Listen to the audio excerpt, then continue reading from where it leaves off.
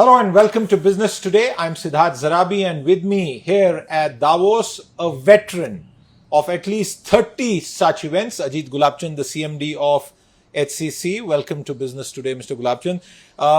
From the 1990s to now, you're someone who's been here always, barring, of course, the COVID disruption. At this point of time and stage in history, how's the India story looking to you from a point of view of having seen it evolve from 1990? I must first say a big thank you to my friend Rahul Bajaj, who instigated and brought me here the first time. And I'm sorry that he's not here. This is the first Davos that I'm coming to in which he's not there. Having said that, Davos has been an extraordinary journey for Indians. Those of us who came here in the early days, when India was quite a closed economy and this was a kind of window to the world, what is happening elsewhere in the world. Then came the engagement with the World Economic Forum of introducing India to the world and the world to India. That was another very interesting phase of our coming to Davos regularly. And after that now, India is now part of the world economy, is playing its role. So it has been an interesting journey from a window to the world, to the introduction of our country to the world and the other way around, and then finally having been part of now the world economy, easily participating in issues that concern all of us. As far as India today is concerned, India at this time is not part of the conversation. There was a time when it was not a part of the conversation. But thereafter, it suddenly it sort of fell upon the world. And you had an immense sense, even from the parties we have, the reception that CII hosts, people came here in droves to the India function. So that was the time when India opened the markets and started arriving. And then suddenly it became the flavor of the world, that this is the new destination for investment, new destination for what is happening, for sourcing, for everything. And as a result, India found its place.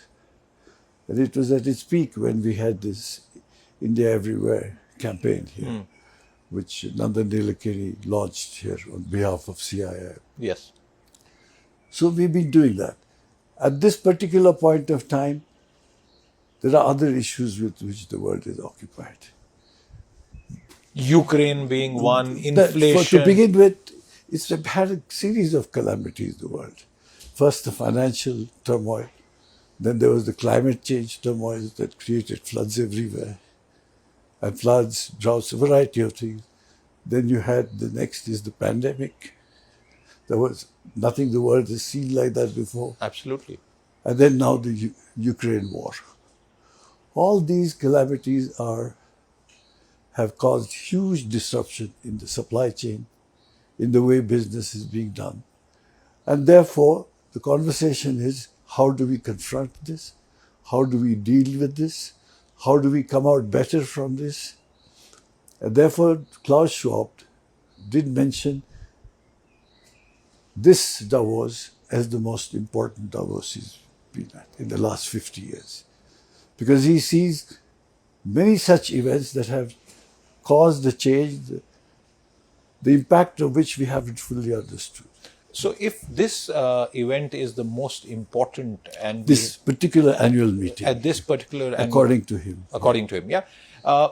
You see the Indian government here, central ministers, 5 states, companies on the promenade, large sort of display centers that they have made. What is it that India and Indians are picking up from this entire conversation? Because like you very rightly said, the world is preoccupied, Europe is preoccupied with what is happening in Ukraine and the fallout.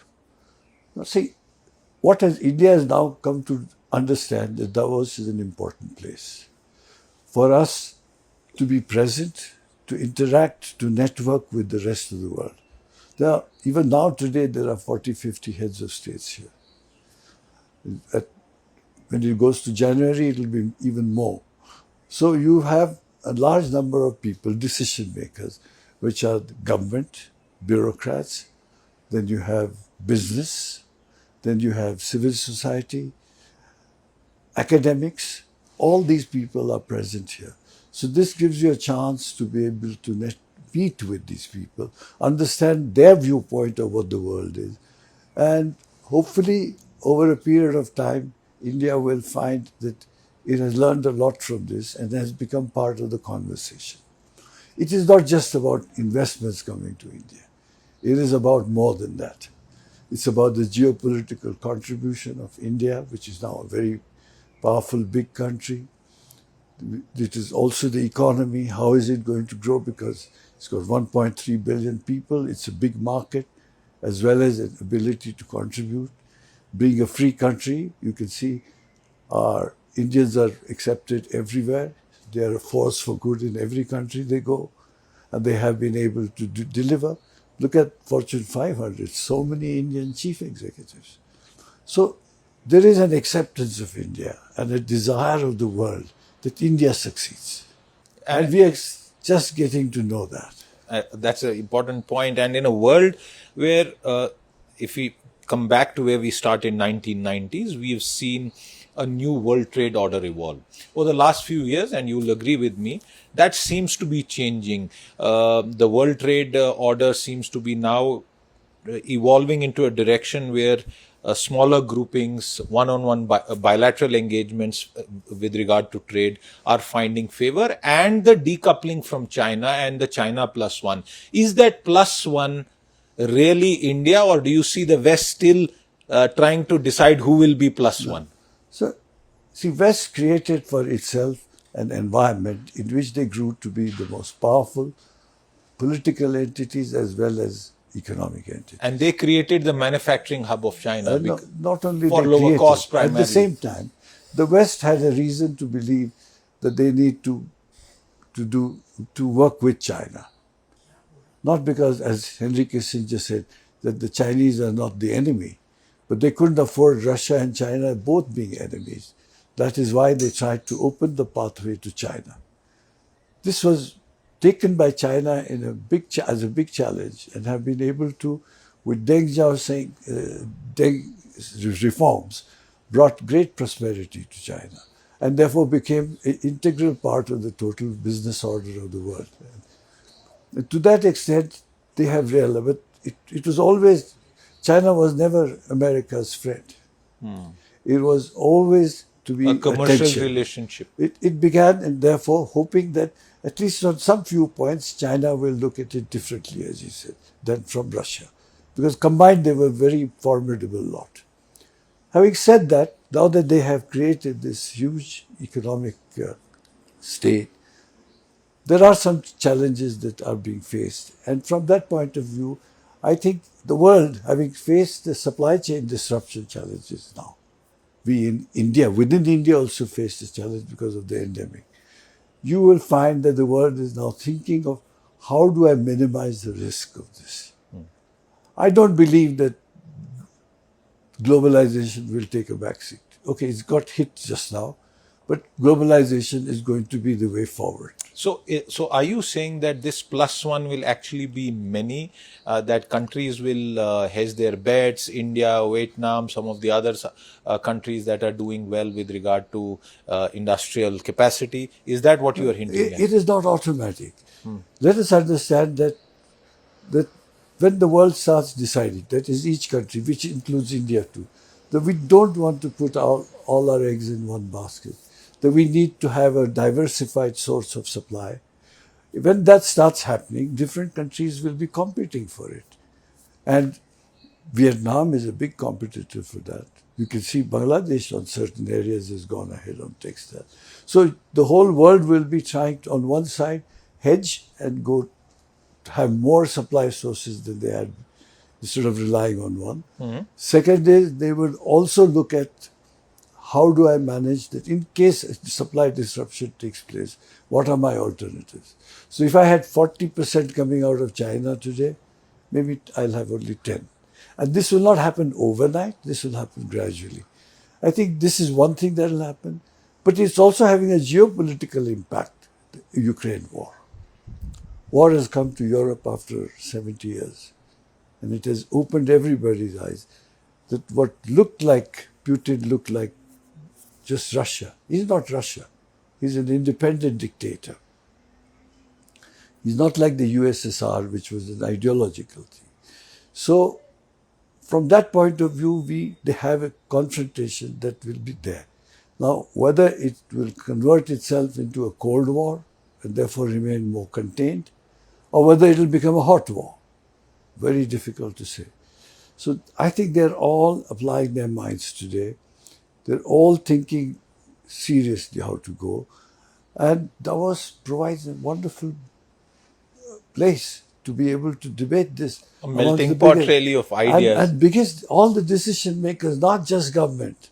Even industry. Industry and civil society and academics, all are here to debate. My final question, the 94 reforms and then subsequent sort of milestones that the India growth story has seen, given all of this, what do you think is crucial to ensure that India continues to grow and more importantly, create an environment where there is a stable growth in employment and a low inflation environment? You see, I think India first needs to grow, understand that a free market economy, what does it require? Its regulations are excessive. There are still too many controls. The tax rates, not income tax rates, but several other rates change too often. So there is you have to, as it is, the world at any given time has been uncertain.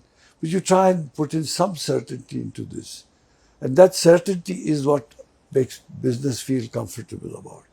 So how do I create a certain predictability in doing things? How do I make... Now, when you look at it from that point of view, what requires to be done, and not from an ideological point of view. For example, you have a regulator. The regulation, whatever else Trump did or did not do, he cut down regulation. The year he came, he removed some regulations, and then he said, for every one new regulation, you will give up 2. In his 4th year, it was for every one new regulation, give up 8. And brought the cost of regulation down considerably.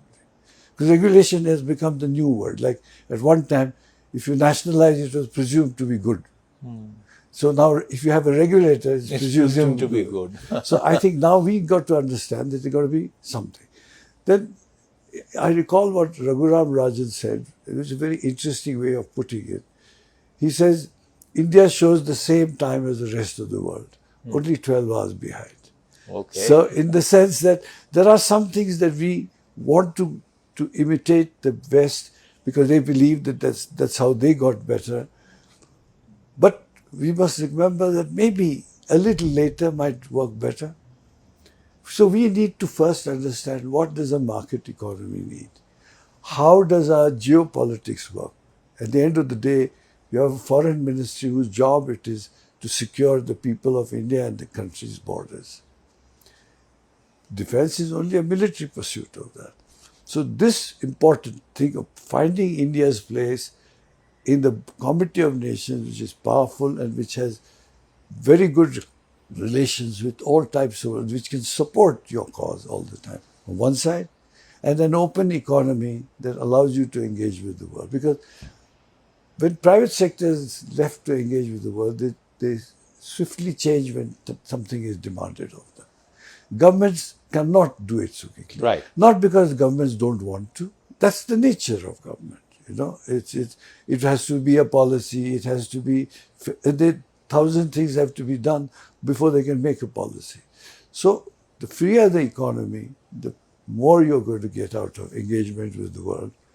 And the government concentrating on making sure that our foreign policy makes Indian welcome everywhere. Absolutely, and that's a welcome note to end this conversation on, Mr. Gulabchand. As always, thank you for providing us that fascinating overview of history through the lens of the World Economic Forum here at Davos. If you've been, thank you very much for watching.